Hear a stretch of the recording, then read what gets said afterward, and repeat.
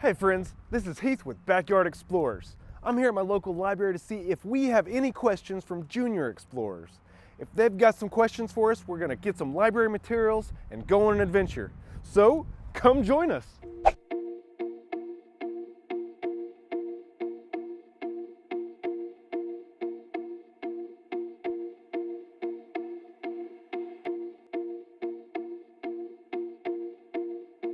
I'm here at my local library to see if we've got any questions from Backyard Explorers.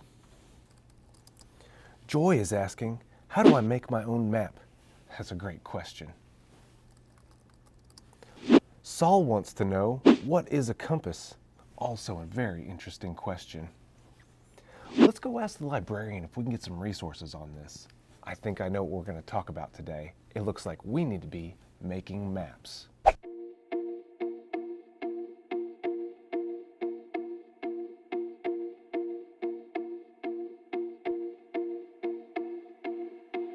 So I've got my books and I've got my library card. Let's go check out and start our adventure.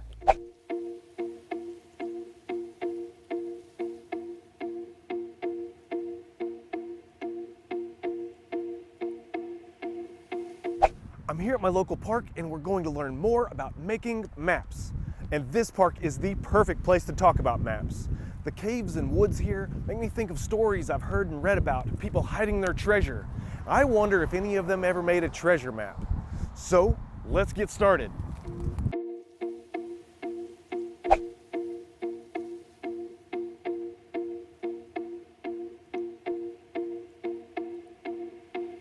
I'm thinking that you and I should make our own treasure map.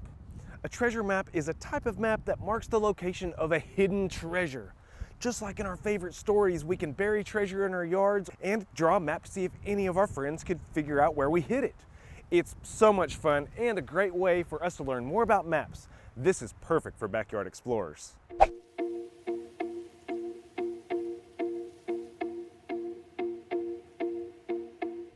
So the first thing we want to answer is, what is a map? Well, a map is a visual image of a place. Maps are very helpful tools that help us show the world on a smaller scale. They help us figure out where we are and how to get where we want to be. Some maps can be simple, like where all the plants in your garden are, or they can be much more complicated, like every road in a city. Maps help us organize information and give us direction. I'm going to need a map of this park for my backpack, or I'll never know my way around.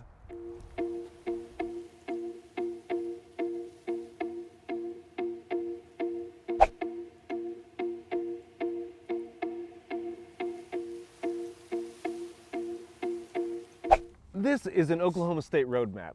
For those of you that live here in the United States, have you ever seen your state's road map? You can find them for free at lots of places, like visitor centers. I actually got this one at my local library. You've probably seen grown-ups use digital maps on their cell phones or vehicles to help them get somewhere. And digital maps are amazing, but we may not always have access to them. So it's important to know how to read a real physical map like this one, just in case.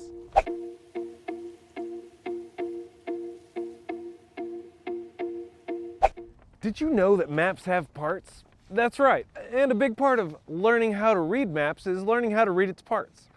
So let's look at this Oklahoma map so we can find its parts. It really helps if the map you're looking at has a title. That way we know what we're looking at. See how this map says Oklahoma? Because it has a title, I know I'm looking at a state of Oklahoma as opposed to another state. You'll also definitely want your map to have a legend or a key so that we know what all the symbols mean. Next, it helps if your map has something like a compass rose. That shows our cardinal direction. We'll talk more about that later.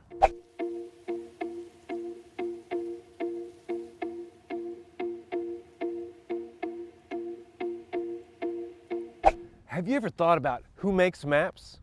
Cartography is the science or art of making maps, and a cartographer is the person who makes it. So when you go to make your treasure map, you're the author of it. So you are the map's cartographer. How cool is that?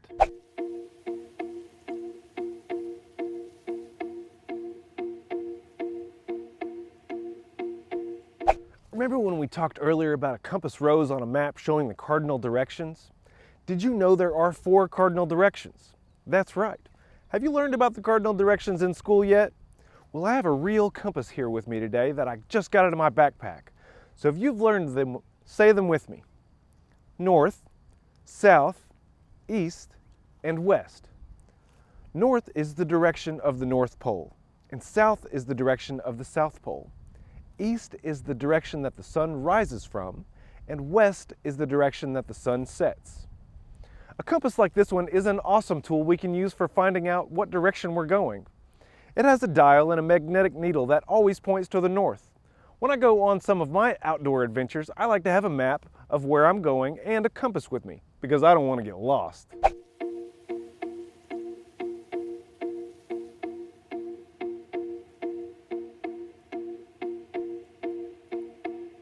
As you learn more about maps, you'll find out that there are so many kinds of maps. For now, let's just focus on making our treasure map.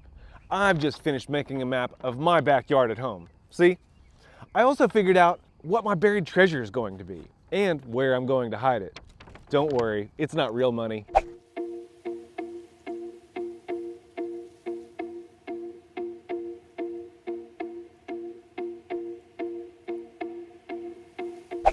All right, friends, we've had a great time making maps. Remember, when you create your treasure map, you have to have a starting point and then figure out where you want your map to go.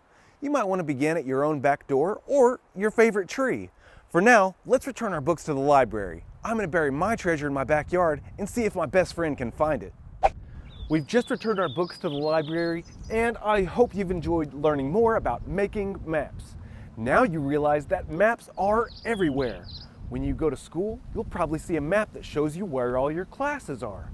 If you visit a theme park, you will likely be given a map that shows you where all the coolest rides are. But you have to be able to read a map.